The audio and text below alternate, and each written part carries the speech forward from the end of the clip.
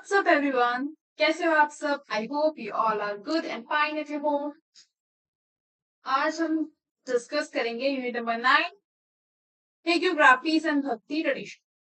तो mainly in this unit हम ज्यादा भक्ति डिवोशन के बारे में पढ़ेंगे एंड सेंट बायोग्राफी और सूफी बायोग्राफीज के बारे में पढ़ेंगे. तो स्टार्ट करते हैं हेगियोग्राफिक लिटरेचर से. मीनिंग क्या है? हेगियोग्राफी का मतलब होता है जहां पे हम सेंट्स की जीवनी देखते हैं. सेंट्स कौन होते हैं? जो रिलीजियस टीचर्स होते हैं ना, उनको हम सेंट कहते हैं, संत महात्मा कहते हैं, इस टाइप से. तो उनकी जीवनी, उनके मॉरल्स, उनकी टीचिंग, उनकी लाइफ के बारे में बताना. मिरेकल्स, मिरेकल्स का मतलब हो गया तो सुपरस्टिशियस बिलीव होते हैं ना कि हाँ उनके हाथ लगाने से जो है ये ठीक हो गया. तो इस टाइप के जो मिरेकल्स हैं उन सब चीजों को रिकॉर्ड करते हैं. उनकी टीचिंग, उनकी स्पिरिचुअल अचीवमेंट, ये सारी चीज. फीचर्स क्या है इसकी नेक्स्ट देख लेते हैं. यहाँ पे जो मेन फोकस होता है वो सेक्रेड लाइफ पे होता है. यहाँ पे हम किंग की बात भी नहीं करते हैं, ठीक है. किंग रिलेटेड चीजें कुछ नहीं. यहाँ पे मेन लाइफ पे फोकस है, वो भी किसकी? एक पर्टिकुलर सेंट की, जो एक रिलीजियस टीचर है. नेक्स्ट, इन हेगियोग्राफीज में जो सेंट होते हैं उनको एक आइडल फिगर दिखाया जाता है और भगवान से कनेक्टेड दिखाया जाता है. Next point is combined history, religion, mythology and devotion. इसके अंदर हम देखते हैं रिलीजियस हिस्ट्री. यहाँ पे हम पॉलिटिकल कुछ भी नहीं देख रहे हैं, किंग वगैरह कुछ नहीं देख रहे हैं, हम रिलीजियस हिस्ट्री देख रहे हैं कि सोसाइटी में किस टाइप के रिलीजन का इन्फ्लुएंस था, कौन से मेजर सेंट थे जिनका इन्फ्लुएंस था. And these hagiographies help in preserving memories of religious communities. यानी जो डिफरेंट डिफरेंट रिलीजियस कम्युनिटीज हैं जो पर्टिकुलर एक पर्सन को सेंट मानती हैं, उनको फॉलो करती हैं, ये पूरी मेमोरीज को प्रिजर्व करने में हेगियोग्राफीज हेल्प आउट करती हैं. नेक्स्ट, हिस्टोरिकल इंपॉर्टेंस क्या है इनकी? तो रिलीजियस मूवमेंट्स के बारे में बताते हैं. रिलीजियस मूवमेंट कौन से? जो भक्ति मूवमेंट आया. भक्ति मूवमेंट कब आया ये भी मैं आपको बता दूं. तो हुआ क्या था, जब सोसाइटी का डिवीजन कर दिया ब्राह्मण्स ने 4 वर्ण में, जो जिस वर्ण में पैदा हुआ उसको वही टाइटल मिलेगा. मान लो कोई क्षत्रिय है और आगे क्षत्रिय का बेटा क्षत्रिय ही कहलाएगा, चाहे वो काम पे कुछ भी करे, ठीक है. तो इस टाइप से जब डिवीजन हो गया तब लोगों ने धीरे धीरे इस चीज को क्या करना स्टार्ट कर दिया, इसके खिलाफ आवाज उठानी स्टार्ट कर दी. बिकॉज इस डिवीजन ने बहुत ही ज्यादा स्ट्रिक्ट सिस्टम क्रिएट कर दिया था जहां पे सिर्फ ब्राह्मण्स और राजपूत को ही एक्सेस था किसका? जो वेद थे, जो सेक्रेड वेद थे, पुराण्स थे हिंदुइज्म के अंदर. तो मेजर लोग क्या होने लगे थे, मेजर लोगों ने रिलीजियस मूवमेंट स्टार्ट कर दिया कि भाई जो वैश्य, शूद्र या अदर कास्ट ट्राइबल पीपल हैं, या फिर अदर अदर जो पीपल्स हैं जो जिनको आउटकास्ट माना जाता है. आउटकास्ट इन द सेंस कि इन 4 वर्ण सिस्टम से भी अलग माना जाता है, कि ये 4 वर्ण सिस्टम के अंदर नहीं है. जैसे कि चांडाल्स हो गए, अनटचेबल्स हो गए, इन सब लोग, ये सब लोग क्या भगवान के बनाए हुए नहीं है क्या? इनको भक्ति का अधिकार नहीं है? तो इस टाइप से रिलीजियस मूवमेंट चले और इसीलिए हमें बुद्धिज्म, जैनिज्म और भी बहुत सारे डिफरेंट रिलीजियस मूवमेंट्स देखने के लिए मिले और बहुत सारे रिलीजियस सेक्ट इमर्ज होते दिखाई दिए, बुद्धिज्म, जैनिज्म, जिन्होंने इन लोगों को पनाह दी.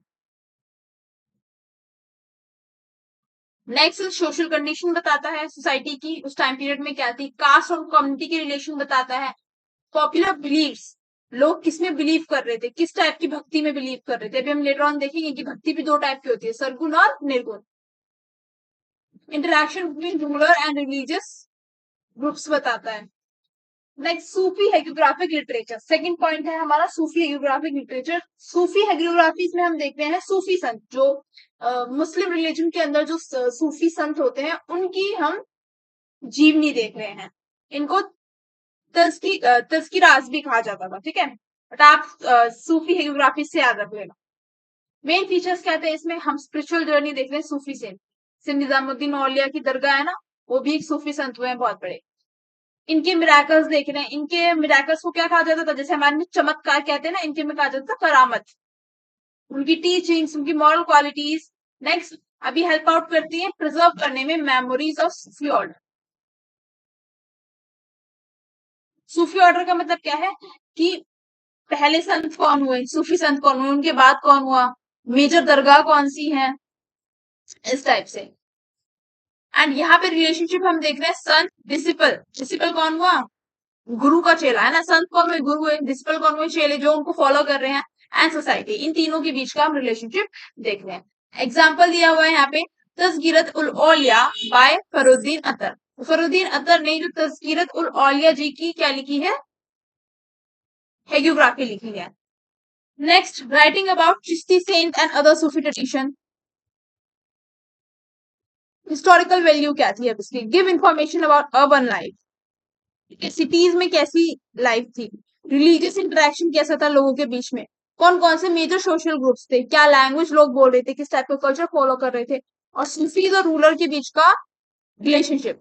बहुत से रूलर ऐसे हुए हैं जिन्होंने पैटर्न किया है सूफिज्म को। पैटर्न किया है सूफिज्म का मतलब कि इन्हें क्या दिया है, एक तरीके से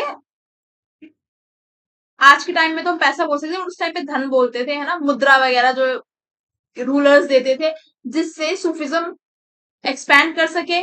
और जो ये दरगाह बनाते थे, ठीक है, दरगाह जो बनाते थे उनको भी पैटर्न किया जिससे और ज्यादा दरगाह स्टैब्लिश हो सके। मेनली ये सब चीजें हमें मिडिवल इंडिया के अंदर देखने के लिए मिलती हैं। अरे यार मैंने झंडा क्यों बना दिया, इनमें झंडा जरूर होता है। हाँ,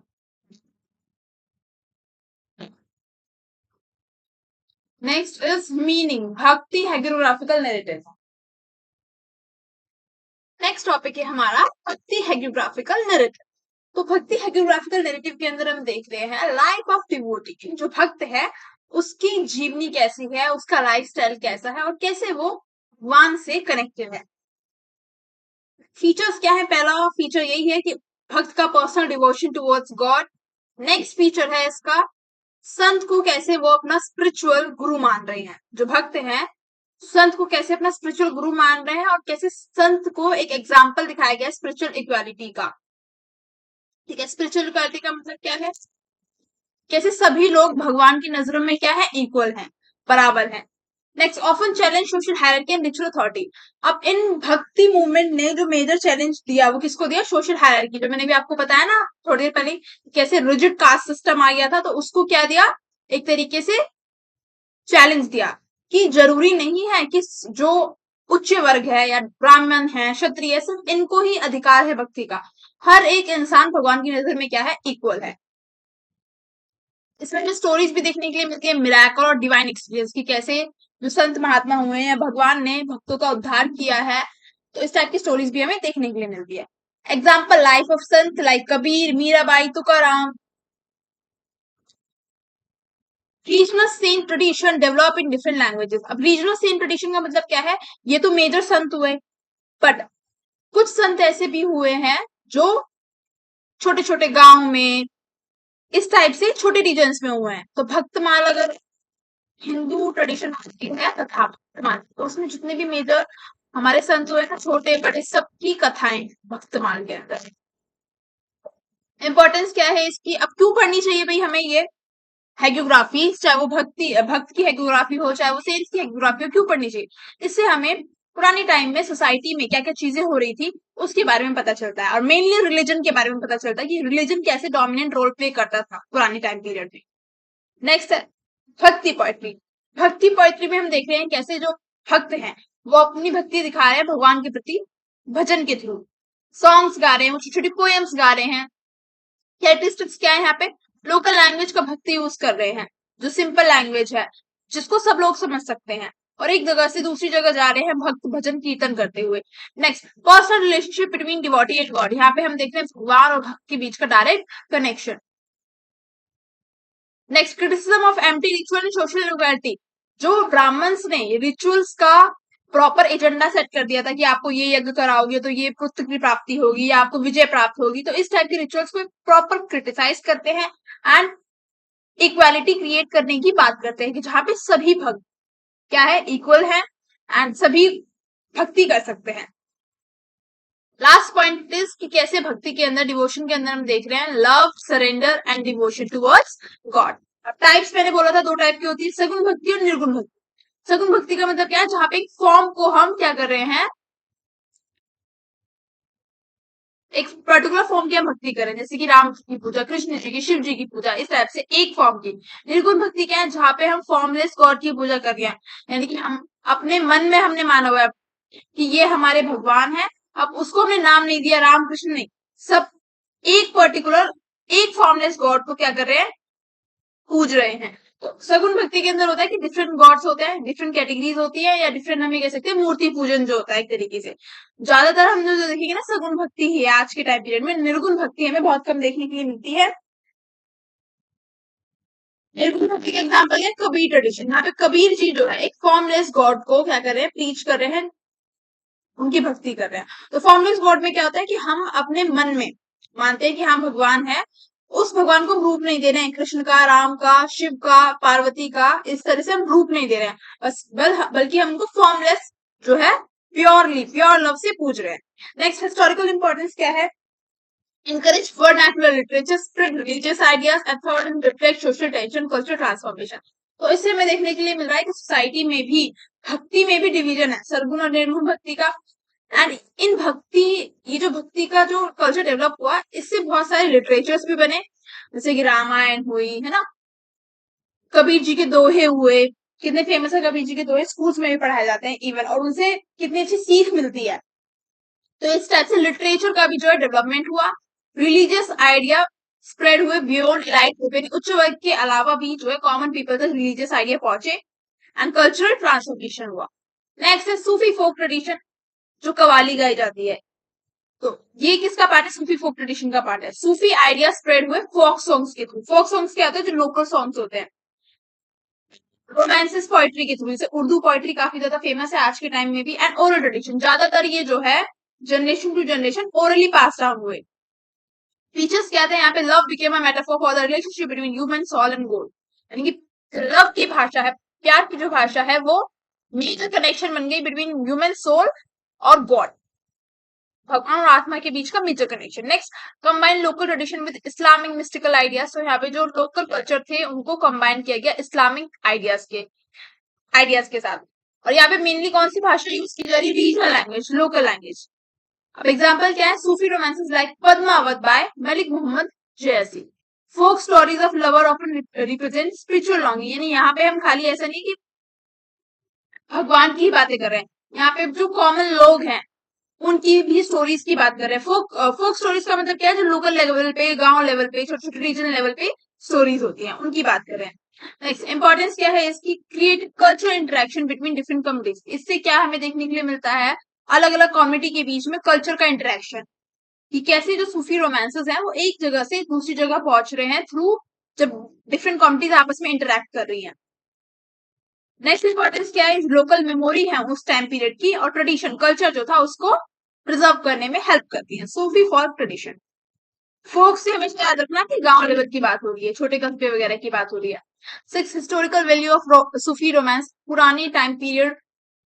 नेक्स्ट है historical value of Sufi romance, तो क्या वैल्यू है, क्या इंपॉर्टेंस है, ये हम जानेंगे इस टॉपिक के अंदर। तो पहला है सोशल लाइफ। तो फोक बात, जैसे मैंने बताया आपको, फोक से हमें याद रखना है कि ये गांव लेवल का है। सूफी फोक ट्रेडिशन से हमें याद रखना है कि ये छोटे छोटे रीजन में फ्लरिश हुआ। तो यहाँ पे लोगों के फैमिली रिलेशंस कैसे थे, जेंडर में मेन रोल किसका था, मेल डोमिनेटेड सोसाइटी थी, लोग एवरीडे में कैसे लाइफ जी रहे थे, इन सब चीजों के बारे में पता चलता है।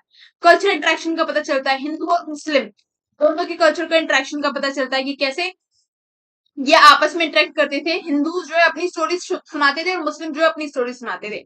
तो अगर हम पुरानी टाइम पे जाएं, एंशियंट टाइम पे जाए, तो काफी पीसफुल सोसाइटी थी, जो कि आज नहीं रही है because of divide and rule policy, जो कि ब्रिटिशर्स ने काफी अच्छे से खेली।